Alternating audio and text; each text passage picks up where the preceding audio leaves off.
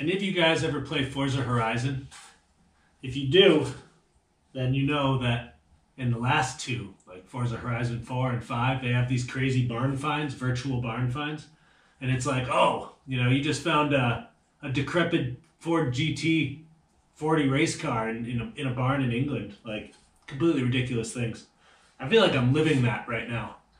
Like, what are you working on in your garage? Oh, it's a Daytona prototype, but, you know, no big deal.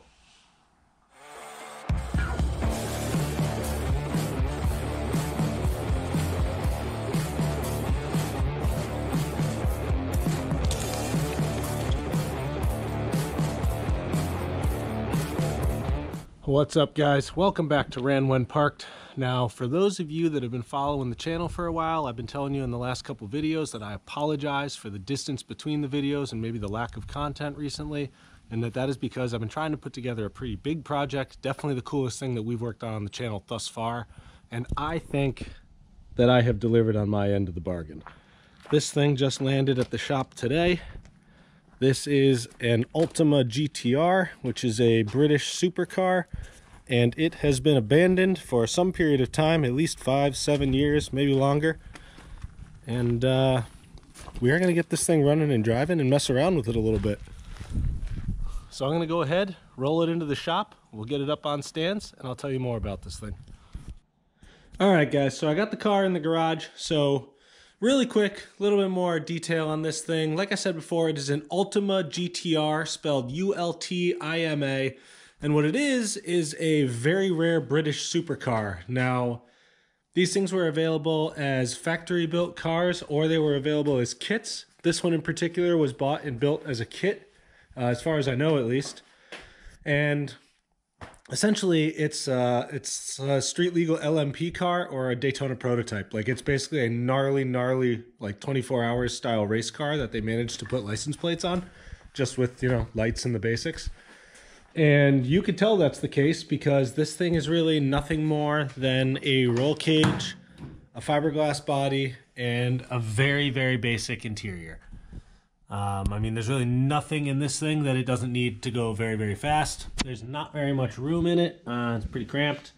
And it is super, super light. It's only 2,300 pounds. So there's really not much to it. You can definitely tell that, you know, like it's a pure track car when you look like at the front end here. Just the suspension and steering geometry and how this thing is constructed. I mean, it's really good for nothing but going fast. It's got huge AP Racing brakes on all four corners. It's got 3-piece CCWs. It's got gigantic tires in the back. It is obviously a mid-engine setup. So these things were all built for Chevy V8s. This one has what I understand to be like a 500-ish horsepower small block Chevy. It has a Porsche G50 5-speed transaxle.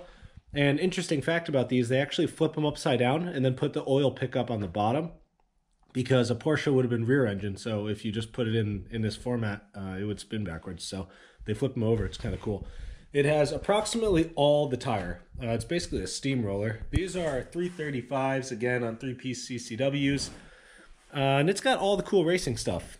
Twin aluminum tanks, one on each side. Those are, you know, got a crossover pump and stuff under it.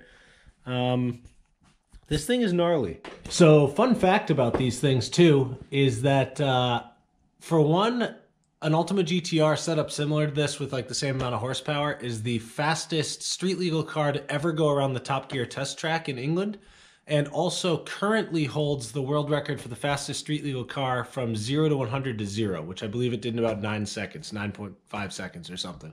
You can find that video on YouTube. The bottom line is these things are really, really serious. If you ask the guys at Ultima and pretty much anyone that knows anything about these things, they will tell you that nobody has a faster street legal track car anywhere. Like, I don't care what you have. This is faster. It's absolutely insane. Now, question you might be asking is, how did this come to be in my garage and why was it just sitting? And the answer is that I came across this sitting in a warehouse relatively locally. It had been sitting in that warehouse covered up for about 5 years, something like that. Before that, it was sitting in a barn not too far away, and I guess it sat there for a couple years too. It was built, it was driven just a very, very small amount, and then the owner had health problems. So That's about it. It hasn't run in at least 7 years, but it's here. It is in the shop. We're gonna get it running today. We're gonna get it driving in a future video, and we are gonna go rip this thing around on the road. So you're gonna wanna stick around for all that stuff, but let's start by getting it running. Okay, so to start with, we're gonna get this thing jacked up in the air. I got some pretty cool steel roller stands that came with it that we'll put under it so we can get under it safely. We're gonna change the oil. I checked out the gas in the tanks. It doesn't seem to have any gas in the tanks, but it smells terrible. So we're gonna see if we can drain them. And again, it's got 2 of those, so we're gonna have to pull the crossover apart and like do it that way. We'll change the plugs. Probably gonna have to take the fuel injection system apart, which is another thing I didn't mention before. This has a pretty cool Edelbrock multi-port fuel injection system, which I'll show you guys when the time comes. Probably gonna have to change the injectors. Those are like EV1, LS1 style injectors, so it's pretty easy to do. We'll check on fluid in the diff. Probably the battery's dead. It's not even hooked up there. It's ancient though, so we're probably gonna have to put a battery in it. And then we're gonna fire it up. So cue the time lapse.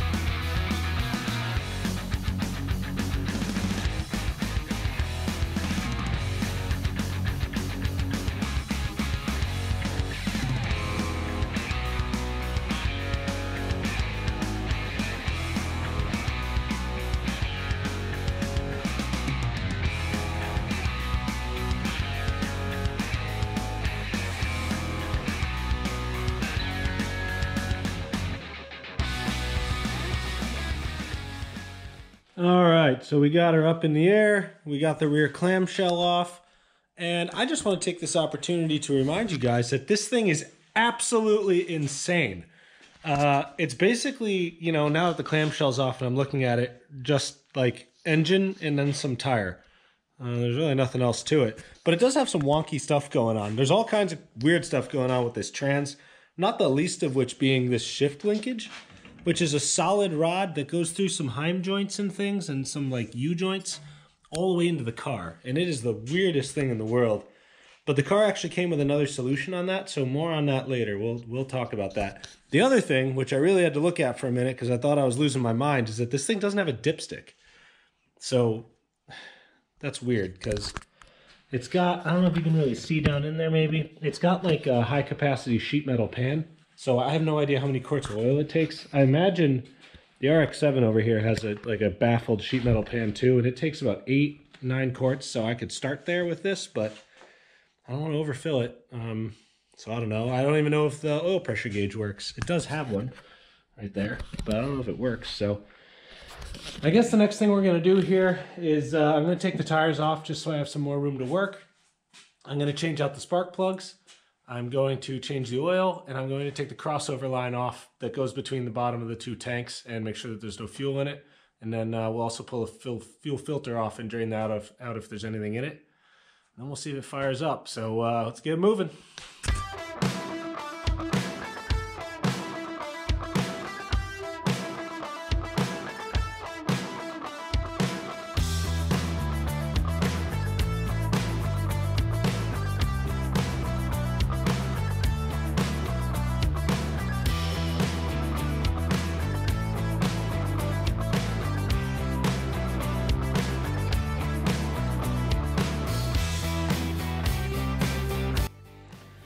All right, so the old oil filter, which is like an ancient prehistoric oil filter down in there, won't come off and is damaged. So I guess we're gonna have to do something that I've done before, but I hate doing, and that is we're gonna have to chisel it out of there, and that's risky. I would probably just run it with that oil filter, but I drained a little bit of the oil out of here, and it looks terrible. So I really don't want any of that left in there. So we're gonna go ahead and try to chisel it out. So guys, I've had oil filters not come out and have to, like, you know, punch a chisel through the side and wrench them out before, but I have never experienced something quite like this. I had to turn this thing into Swiss cheese to actually get it out of there. So I don't know what's up with that, but let's just hope this isn't a sign of things to come. But we're past it, so let's put some new oil in this thing, change the plugs, and move on from there.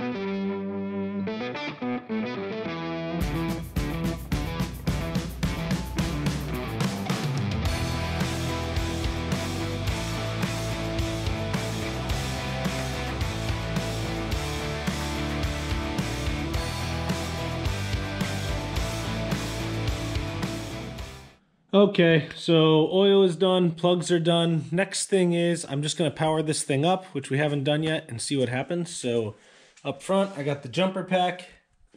I'm hooked up directly to the terminals. That battery seemed to be shorting out, so I just disconnected and hooked up to the terminals. And let's hope for the best. So power on.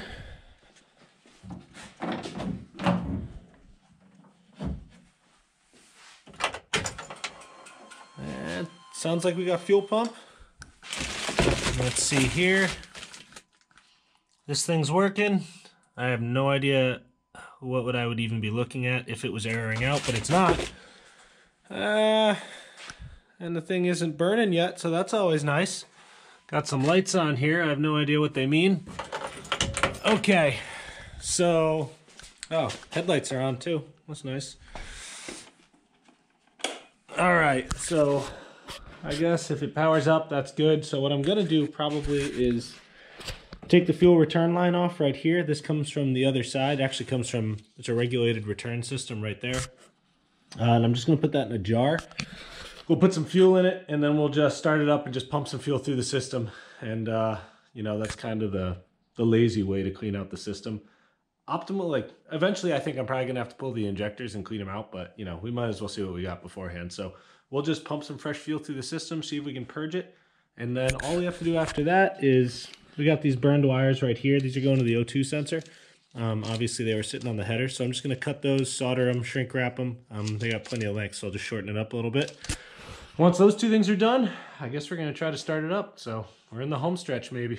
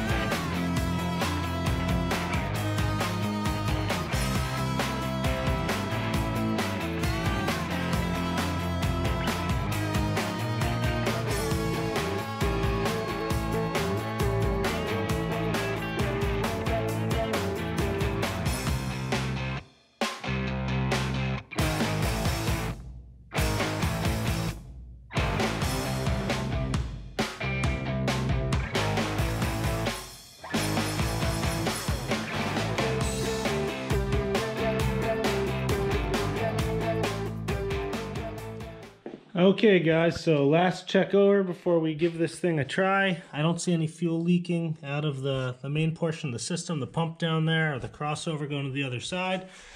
I don't see any oil leaking. The car hasn't burned to the ground with the battery hooked up yet, so that's a good start.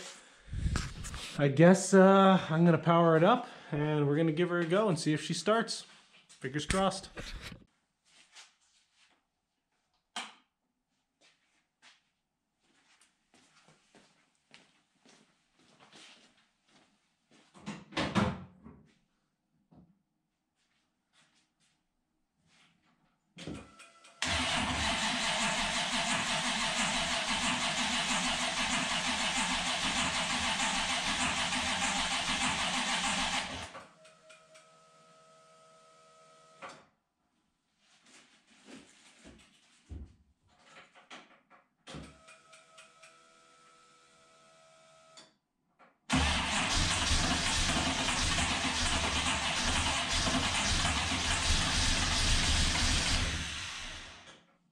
Close.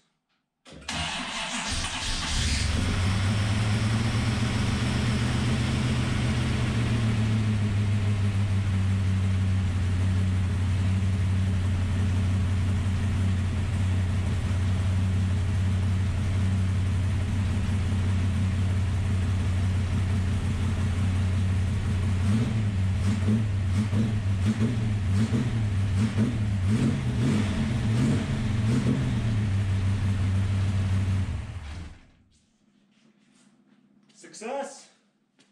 Okay, so it runs. That's a good start. I did take a look at the oil pressure gauge while it was running right here, and it had oil pressure, so that's good. So I feel like I can continue to run it without any problems. Obviously, it didn't rev really well because it's super cold, so probably what we should do is put a little coolant in this thing, but before that, I think we'll start it up one more time since I'm confident it has oil pressure and see if we can get it to rev right. So we'll do that right now.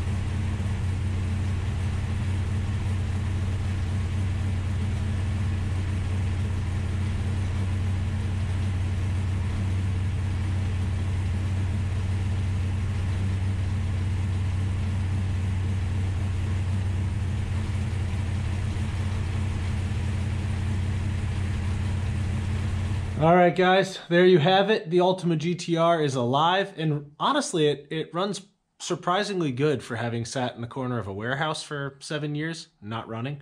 I don't even think it has any injector problems. I mean, you just saw me check the primary temperatures with the thermometer, and they all check out pretty good. Some were hot, some were a little cool, but it's pretty good all in all. I think it just needs to warm up and you know, get more fresh fuel in it and just run it through. Maybe change the fuel filter, which we didn't do. But we will do that.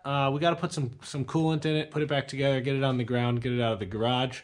But there's a lot more to do with this thing. It came with a ton of parts from, honestly, an electronic paddle shift setup for that Porsche G50 transaxle, which is a really, really cool system, to heater vents for the inside to do like HVAC, to everything to plumb up an oil cooler system, and more and more and more. There's all kinds of parts that came with it that we have to put in it. And the intent is to get this thing driving very, very soon and get it out on the road. So you will see all of that and more on future episodes of Ran When Parked coming up soon. Until then, though, don't forget to like, comment, subscribe. Tell me what you guys thinking, and I'll see you guys next time.